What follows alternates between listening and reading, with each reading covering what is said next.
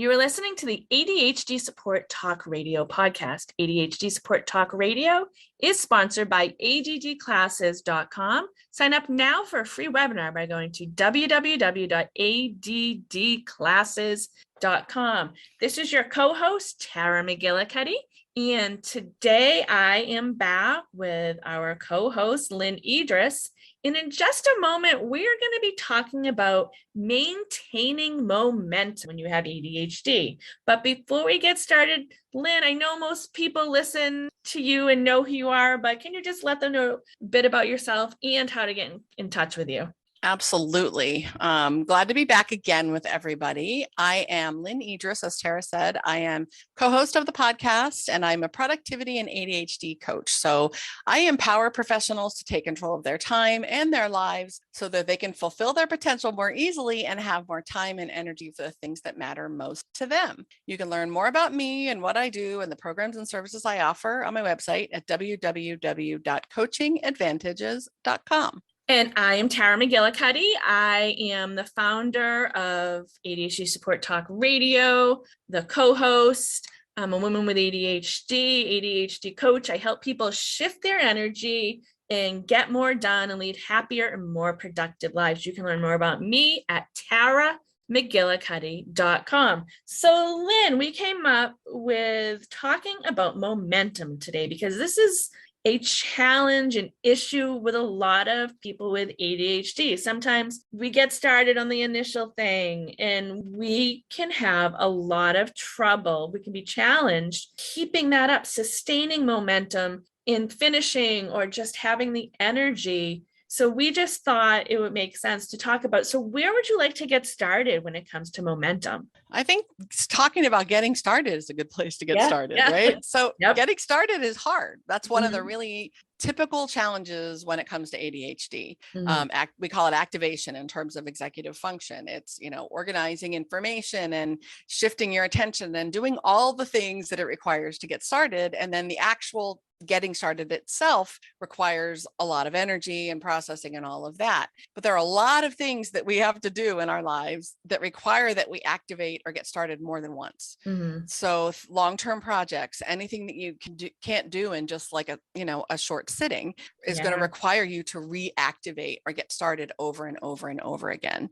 And I think, it's really important to learn how to get started on things when you don't feel motivated or when you're unclear or when it's as we call them, non-preferred task or something that you dread or something that's boring. That's all very important. But then when you have to continue to come back to that thing over and over and over again, it can be really hard, right? Really hard sometimes. So when we were talking, like some of the things that we want to do to kind of have strategies in your pocket so that, when you're clear on what it is you want to accomplish and why it matters to you and all of that stuff, you have some ways to help yourself easily get back to it, or at least more easily get back to it. And one of the first things I always encourage my clients to do is to get really clear on what you want to accomplish, like for now. So I always just say, define done for right now. Yes. Not the whole thing, if it's something that's going to take a while or a long-term project, something that's going to take a few sittings, but define done for right now. What is it that you want to accomplish clearly,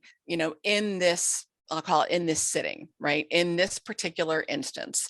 And that's really important for a lot of reasons, right? It helps you have direction. It gives you something to come back to when you find yourself off course. So a lot of times what I'll do is I'll define done for myself, and then I'll put it on a sticky note or I'll write it on a note card and I'll put it somewhere easy for me to see so that I can keep coming back to it when I find myself off track or, I get sidetracked by maybe research or, a quick pop into my inbox or whatever that helps me come back to that. But it also is a really important way for you to be able to give yourself credit for what you have accomplished. Yes. Right? If you're just focused on getting started again and you tell yourself, well, at least I got started, but you're not acknowledging how far you got or what you were able to accomplish, that can really help. That can be a hindrance to your motivation and your ability to kind of keep going. Yeah. So keeping some type of success journal, success log could be connected to this, because sometimes we work on something and then we go and move on to whatever next is going on in our life. And we don't always give ourselves credit for what we just accomplished, our successes. Right. We're looking at, I still have 99% left of this task, or, oh my gosh, I don't want to do the dishes again, or whatever else. And I think that's a good thing that is connected to what you were saying, is recording your successes, because while you're recording them, you're processing them. Absolutely. You have to see them again. And maybe you go back instead of, or in addition to, I don't want to say instead of, because to-do lists can be helpful for people, but another tool is that success journal, success log, somewhere to somewhere to write down, record. And I think for most people, having it in writing makes sense. There are some people that are just so much better at listening and talking, but I think for most people, seeing it can be beneficial. Absolutely. And that shifts your focus away from what we call the gap, right? The gap between where you are now and where you want to be, like when the thing is completely done. And it helps you focus on that incremental progress so that you can give yourself credit, you can give yourself points for effort, and you can keep giving yourself direction. Yeah. I think that's really important. Some other strategies that we've talked about is, again, when you have to get started on something over and over again, if it's something or a kind of thing that you do frequently, sometimes it can be helpful to create what I call a starting ritual. Mm-hmm. So, to help you kind of transition from one thing to another, help ease into it a little more quickly, help you get into flow a little bit more easily, kind of signal to your brain that you're going back to this thing. Yeah. So I have different starting rituals for different kinds of activities. When I'm going to be doing something creative like writing, maybe writing a podcast episode or writing a newsletter or whatever, any kind of creative output like that, I have a particular place that I sit, and it's the same desk I sit for other things, but I sit at it a little bit differently. I arrange it a little bit differently. Sometimes I will turn certain kinds of music on. I have a playlist for writing and creative work that is helpful for me, kind of helping to add some a little bit more some additional input. We'll talk a little bit more about that in a bit. I have a certain candle that I light when I'm going to write.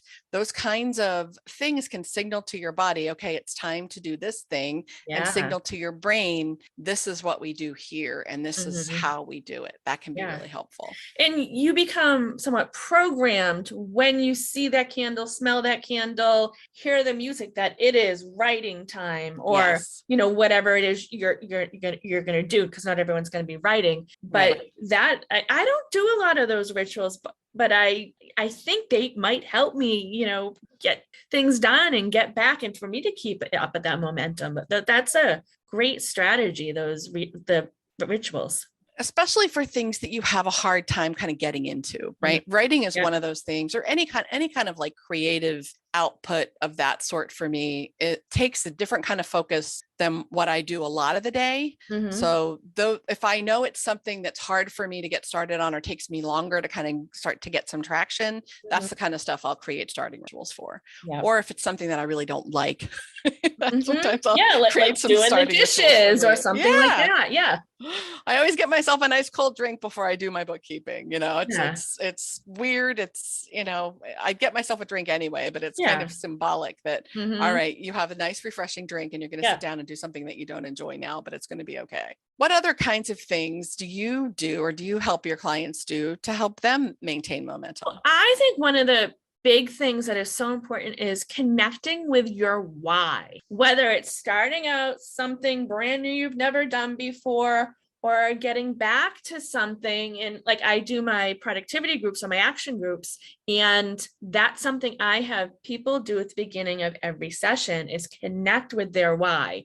And what that is why is it important for you to bother this? Why is it important for you to do this? What's the payoff? What's the benefit? And this is where you can be selfish. So what's in it for me? And to really connect with that, because sometimes our brain just doesn't go there. We're focusing on, oh my God, I still have to do it, or what's, the point. And it's not the same as looking at the consequences for not doing it. I mean, that can be helpful too, but what is the payoff? I mean, the consequence might be, oh my God, I'm going to have to pay more. Whereas the payoff would be, I'm going to have this sense of relief. I'm going to have more peace. I'm going to have this, this sense of peace in your life. And that's one of the things I have them do at the beginning, is have them like put themselves a little bit into the future. Like, when we've completed this 2-hour session, what's your energy going to be like? What is your emotional state going to be like when you've completed or made some progress on it? And really connecting, and not just thinking about it from an analytical standpoint, but feeling that energetically and emotionally. Yes. About, okay, I'm going to feel awesome. I'm going to feel positive when I complete this or make progress on it. That for me is huge. And I that's one thing that I do when I want to start something. And sometimes I don't start it, or I don't get back to it because there is no why for me. And it's like, okay. I mean, that's one thing to look at. If there really isn't a why, or a why that isn't important for you, then maybe it's not worth doing it at that point, or that type of thing. But having peace, having a clean kitchen, being able to walk across my kitchen floor without falling, that might be my why. I mean, stuff like that. It can be different for everyone, or probably is different for everyone. Absolutely. I think it's completely individual. And I think it really needs to be tied to your values. Yes. Like, what's important to you, and, what kind of life are you trying to create for yourself, and why does that matter? Mm-hmm. So then, if your why for cleaning up your kitchen in an action session, that's just an easy one to grab, is so that you can have people in your home. Yes. Then connecting to that, feeling that, connecting to the emotions of those values is really important. What will it be like to have people in? What will it be like to entertain people in your kitchen, or to have people, come in and visit and connect and really, foster those relationships? Why does that matter to you? Yeah. Getting to that why is a really important piece of it. And I think we really have to dig at the values part for that too. The superficial whys, don't really make, a whole lot of difference in terms of giving you that boost of dopamine and energy and motivation that you need sometimes. Yeah, absolutely. Now, what about you? Is there anything else that we haven't talked about when it comes to momentum that you find helpful? Gosh, there are a lot of things I do, or I advocate, help my clients figure out how to do when they're having a hard time getting started or restarted on something. To add a little bit more interest and stimulation, right? So with ADHD, we don't process the neurochemical dopamine the same way the rest of the world does. So we know that dopamine is the brain chemical that's responsible for feelings of reward and reinforcement and motivation. Yep. So when something is boring or lacks interest for you, or you're dreading it, or it's, it's just not your jam, sometimes it's hard to get started. Yeah. But there are lots of little things you can do, like little strategies that you can employ to give you a little bit of a dopamine boost and make that a little bit easier. So I always say, like, play first and work later, right? Yep. I think most of us have been programmed that you work first and you play when your work is done. But sometimes doing something pleasant, especially if it's something that brings you joy, is an area of strength, is an area where you feel confident or competent or proficient, something that kind of feeds your soul, can really help with the yucky stuff. It's like that spoonful of sugar helps the medicine go down kind of a thing. That can make a really big difference. Well, you have to be really careful. You have to know you, right? So you have to know where you need guide rails. You have to know what you need to have in place for yourself, so that the thing you're doing, the pleasant thing you're doing first, doesn't turn into all day or consume all your time and sidetrack you from the things that you want to accomplish. Is it stimulating your brain, or is it just helping you avoid what you don't want to do? Like Candy Crush, for most of us, is probably not something to choose to do. I mean, for me, it's an avoidance. That's an avoidance. Yeah, absolutely. But I've had clients make tremendous improvements in kind of how their days go, how productive they are, how efficient they are, how they use their time, by starting their day doing something they enjoy. Yeah. And that's counterintuitive to most people. Yeah, it really is. But you've got to know you, and you've got to be careful, right? If I'm going to start my day, I'm trying to think of an example, doing something creative that I enjoy, and I know that I'm really easily sucked into that thing, then I'm going to have to make sure that I have like a whole series of alarms, and hard stopping points, kind of, outside of just me, that are going to help me get back to whatever it is that I need to do and stop the fun. So what's something fun and enjoyable that takes 10 minutes, maybe not 10 minutes, but something on that idea. Think about those small things that you enjoy doing that probably don't take up a lot of time and are going to energize you and help you with the rest of your day. Absolutely. And really anything that gives you any kind of stimulation at all in your brain, in your emotions, in your body is going to make life a little bit easier, right? So things like physical movement. Yes. Right. Anytime you can get some fresh air or get your body moving, that kind of wakes your brain up and, helps the activation a little bit, helps the reactivation a little bit. Adding things like I call them fidgets, and not always necessarily like the little thing you play with in your hand, but in terms of coaching, we'll often use the word fidget to refer to anything that gives you some kind of sensory input or sensory stimulation that isn't competing with the thing you're trying to do. Yes. Right. So it's not multitasking. No, it's not multitasking. They're a bit different. Very different. Yeah. So if you're like, for example, I used I talked a minute ago about the starting ritual with the music playlist for writing. Now I have to be really careful what kind of music I use. That's a form of a fidget or a form of sensory input. I have to be really careful that the music that I choose doesn't compete with what I'm trying to do. Yes. Yes. Right. So I have my playlist is all songs that I've known. I could sing every single word, every single note with no prompt from rote memory with or without the music. Yeah. So I'm not cueing into the lyrics or the notes or whatever. Yeah. Some people do really well with like classical music. Yeah. I find that distracting because I'm paying attention to the notes and because that's not something that's quite as familiar for me. Okay. So play with it and find what works for you. But it could be, sitting in a rocking chair and working on something. I have these chairs on my deck. I don't know what you call them, but they're like a little springy. They're a little bouncy. Yeah. So sometimes sitting in one of those chairs and bouncing a little bit makes it a little bit easier for me. Sitting on an exercise ball, walking on a treadmill while you write safely, of course. Yeah. And that's where things like, aromatherapy and changes in temperature, changes in taste can make a big difference. I know micro changes. They can be any changes, like a different colored sponge for washing the dishes, a new pen, like something. I mean, those things can stimulate the brain just enough to make it to get you motivated and keep up the momentum. So some things you need big change. You need something that really says, okay, it's going to keep motivation. But a lot of times it can be micro changes. It can be changing the color of something, or going to a different place, a different room in your house. Some people might be going to a coffee shop or somewhere else to do your work. But just notice that, if you're losing momentum, think about what is a shift you can make, a micro change maybe, or something that just changes things. Absolutely. That little bit of stimulation just from a different color pen or a pen that feels slightly different in your hand or a different font on your computer or a slightly different direction that you're facing when you're doing something. Yep. I have 2 desks in my office. They're the exact same desk. They face different walls. Yep. That feels completely different to me. And the desks are not big, but if I can sit more to the left side than the center, that little slight change in orientation is enough of change. I just got, probably a month ago now, I just got a new desk, and it's one of those L-shaped desks. One's a writing, it's pretty similar to yours. One's a writing desk, one's the regular desk, and it's facing the opposite direction. It feels different. It really does. It's like I'm in a whole new place.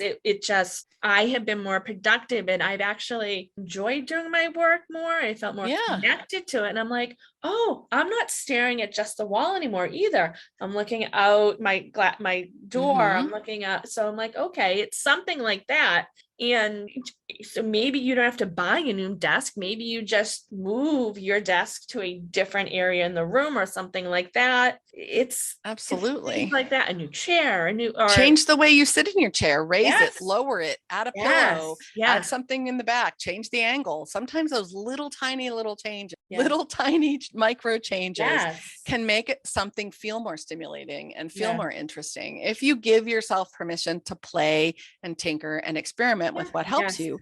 Experimenting can change your brain chemistry for the better. It can add more stimulation. And if you kind of get to that like analytical mode, I'm gonna test it out. I'm being analytical. I'm doing research. it shifts your brain chemistry. So it's stuff like that. It doesn't necessarily have to be these big major changes. And it's a lot of it is changing your brain chemistry, adding that dopamine and stimulation. Absolutely. It can make a huge difference. You don't need to go out and buy all new furniture. No. Play a little bit and see what you can tweak, see what you can change, see what you can try, and see what you find helpful. I hope we've given you guys some ideas. I mean, I don't ever want people to just do exactly what I do and try exactly what I try. We're giving examples. Yes. Yeah.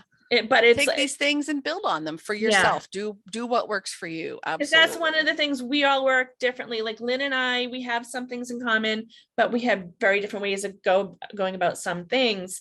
But if you listen to what both of us say, you can tweak it for your own chemistry and all that, your own brain chemistry and you. So absolutely. Lynn, I think we're getting towards the end of the episode. Are there any final thoughts you'd like to leave people with, and maybe give out your contact information once again? Sure. I just encourage you guys to play and tinker and experiment a little bit. Try some things, see what helps, see what doesn't help. When you find something that is helpful for you, coming up with a way that you can remember it in the future is always key, because you know how we are. Remembering to remember is one of the most challenging things, right? So you can start a list, you can have a note on your phone or whatever of strategies to try to help you maintain momentum. So again, my name's Lynne Edris. You can connect with me, learn more about me at my website, www.coachingadvantages.com.